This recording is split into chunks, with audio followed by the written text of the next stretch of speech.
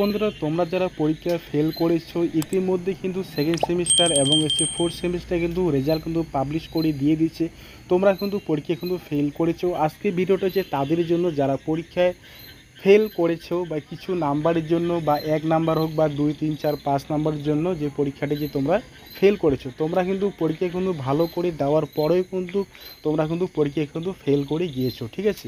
তো দেখো বন্ধুরা, তো পিপিআর যে কপি হবে সেই বিষয় নিয়ে কিন্তু এনবিআই কিন্তু এখনও পর্যন্ত কোনো নোটিশ জারি করেনি যে পিপিআরটি কবে হবে, ঠিক আছে।